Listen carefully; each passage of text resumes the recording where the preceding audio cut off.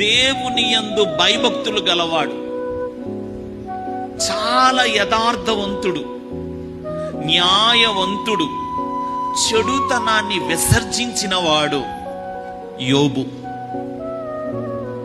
దేవునిలో నమ్మకంగా సాగుతున్నాడు. అలాంటి యోబు జీవితం విషయంలో ఒకరోజు సాతాను దేవునితో వాదానికి దిగాడు. యోబుకు నువ్వు సమస్తం ఇచ్చావు కాబట్టి ఆ యోబు నీ యందు భయభక్తులు కలిగి ఉన్నాడు. ఒకవేళ నువ్వు ఇవి ఇచ్చినవన్నీ గనక తీసివేస్తే యోబు నిన్ను విడిచిపెట్టి నిన్ను దూషించి వెళ్ళిపోతాడు.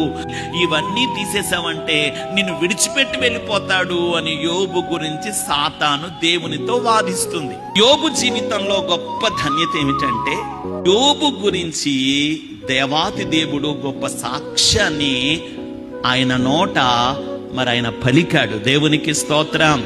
ఈ లోకంలో మనుషుల సాక్ష్యాలు ఉంటాయి కానండి, మనుషుల సాక్ష్యము కంటే గొప్పది దేవుని సాక్ష్యం. Praise the lord.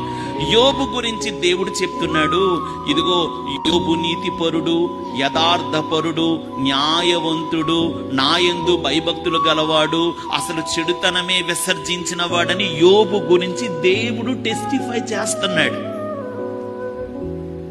దేవుని సాక్ష్యం పొందుకోవడం అంటే సామాన్యమా?